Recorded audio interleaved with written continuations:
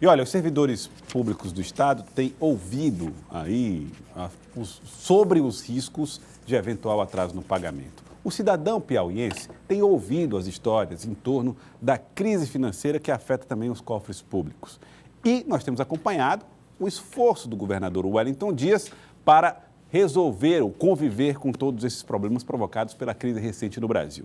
Nós estamos recebendo aqui no estúdio Rafael Fonteles, secretário da Fazenda do Estado do Piauí, que conversa com a gente a partir de agora sobre este e outros assuntos. Boa tarde, secretário. Seja bem-vindo aqui ao Jornal do Piauí. Boa tarde, Joel, Celi, aos telespectadores, boa tarde. Eu queria que o senhor falasse um pouco para nós, explicasse para o telespectador como é que está sendo esse diálogo do governador com o governo federal e com outros governadores para tentar conviver ou resolver esses problemas. Bom, perfeito, Joel. De fato, o nosso governador Wellington Dias tem sido um líder dos governadores do Norte, Nordeste e Centro-Oeste nessa busca por um auxílio emergencial para esses estados. É fato que o governo federal ajudou o estado do Rio de Janeiro num momento de muita dificuldade, que continua hoje mesmo. O governador do Rio de Janeiro, em exercício, Dornelles, assinou um decreto suspendendo pagamento a fornecedores. Hoje, notícia de hoje, estão nos portais nacionais. Ou seja, a crise mesmo com 3 bilhões de reais, o Rio de Janeiro suspende o pagamento de fornecedores. Quer dizer, recebeu a ajuda e não consegue pagar. E ainda não resolveu o problema, para você ver o tamanho do problema do Rio de Janeiro. Bom, a questão do alongamento da dívida também só beneficiou os estados do Sul e Sudeste, que são responsáveis por 91% da dívida dos estados com a União. Então, o Norte, Nordeste e Centro-Oeste, que fizeram mais o seu dever de casa comparado com a média do Sul e Sudeste, estão procurando uma compensação em função disso, até porque a crise está chegando nesses estados. Eu cito aqui o exemplo do Rio Grande do Norte e do Sergipe, que não estão repassando o salário dos servidores em dia, não estão repassando o 1/10 dos poderes em dia. Então, essa crise, mais cedo ou mais tarde, vai chegar aqui também no estado do Piauí, no estado do Ceará, que são os estados que ainda estão melhor posicionados.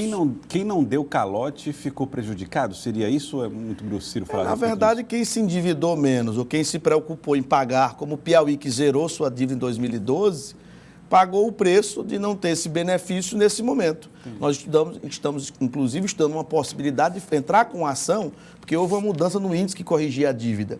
E o Piauí não se beneficiou dessa mudança de índice porque quitou em 2012, até para haver uma compensação. Mas esse é outro assunto. O que nós estamos exigindo, o governador está liderando esse processo, é que haja um auxílio emergencial de pelo menos 7 bilhões de reais para esses 20 estados que compõem as regiões Norte, Nordeste e Centro-Oeste. Tem tentado, tem falado com a equipe econômica do ministro Meirelles tem resistido, né? Mas a gente espera que vai haver sim um bom senso por parte do presidente Temer e fazer esse gesto de grandeza com os estados e não ficar beneficiando apenas o Rio de Janeiro. Bom, esses 7 bilhões de reais, por que o Piauí ou os estados teriam direito a esse recurso ou por que entende-se que a União tem a obrigação de dar esse recurso? Qual é o argumento que se utiliza? É por esses dois motivos já de compensação, tem que haver isonomia dos estados da federação. Nós vemos uma vocês federação. estão reclamando dessa isonomia. Se ajudou lá, tem que ajudar aqui. E além disso, boa parte do problema dos estados é fruto da queda do fundo de participação, que é uma receita que o estado não controla. Quem controla a receita é a União, porque ele é derivado do imposto de renda e do imposto do IPI,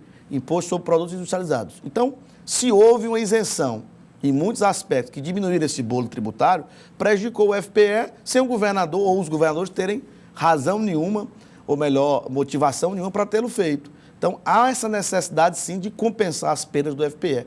Então, essa proposta está na mesa do ministro Meirelles, está na mesa do presidente Temer, e a gente espera, porque não vai fazer sentido, Joel, o governo federal conseguir bater a meta de superávit primário, que é o objeto de desejo principal dele, e você ter os 27 estados da federação, por exemplo, atrasando salários de servidores ou não pagando fornecedores. Não vai adiantar nada, a sinalização vai ser oposta.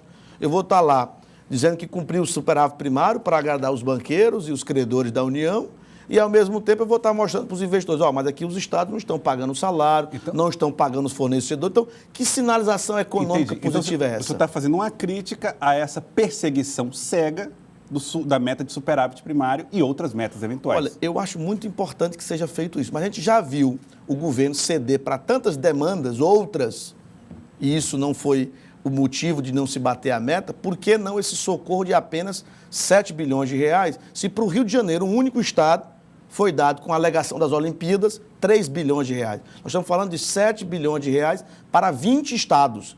Isso resolveria, pelo menos, para fechar as contas do final do ano, da maioria desses estados. E no caso do Piauí, qual é o risco de haver problemas, por exemplo, com o pagamento de fornecedores e também de servidores? Olha, o risco existe, Joyce, porque a gente ainda não fez a reserva completa do 13º, por exemplo.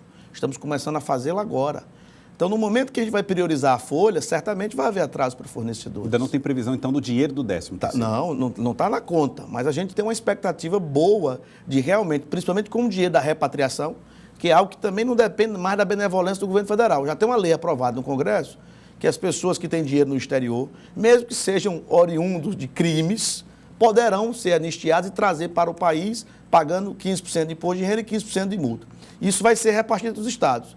Então, dependendo se isso vai dar 25 bilhões, 50 bilhões, fala-se até em 100 bilhões, isso seria uma luz no fim do túnel. Mas nós só vamos saber disso no dia 31 de outubro, que é quando se encerra o prazo para a repatriação dos recursos. 100 bilhões de reais que está fora do Brasil, que deveria estar... 100 bilhões é o imposto. O valor cobrado é 100 bilhões de dólares. 100 bilhões Aí, de como dólares. É 30%, você faz a continha, dá 100 bilhões de reais em imposto. Então, 100 bilhões de dólares. É um negócio que resolveria o problema da União. Só que eles só estão estimando, o Secretaria do Tesouro, 25 bilhões, Joelson. Então, 25 bilhões já ajudaria bastante o estado do Piauí. Eu digo a parte que cabe ao Piauí, que seria em torno de 200 milhões de reais. Mas o ideal seria realmente que se alcançasse essas previsões mais otimistas. Mas nós estamos fazendo muito mais do que isso. Contingenciando despesa, cortando na própria carne. Isso aí o governador tem tido esse cuidado de fazer isso desde que assumiu o governo. Então é muito importante que se mantenha e que a população se prepare, né, os servidores, os poderes, de forma geral, para a gente se irmanar nesse momento de muita dificuldade econômica que o estado do Piauí vai passar, como outros estados já estão passando desde o ano passado. Mas se não houver o socorro emergencial do governo federal, certamente essa crise chegará aqui. Secretário, por exemplo, programas como a Nota Piauiense, como o Refis, trazem um certo incremento nessa receita e já estão ajudando ou é uma ajuda a longo prazo que só virá depois? Perfeito. Veja, a União se nega a fazer o Refis, porque de fato há uma crítica em relação ao Refis, porque ele é antipedagógico do ponto de vista fiscal. Porém, aqui no Piauí, numa situação excepcional, nós conseguimos negociar mais de 200 milhões de reais nesse Refis desse ano. Então, não acho que foi a medida errada. Ora, se eu estou vivendo uma situação excepcional, eu tenho que tomar medidas excepcionais. Então, só à vista entrou 60 milhões de reais.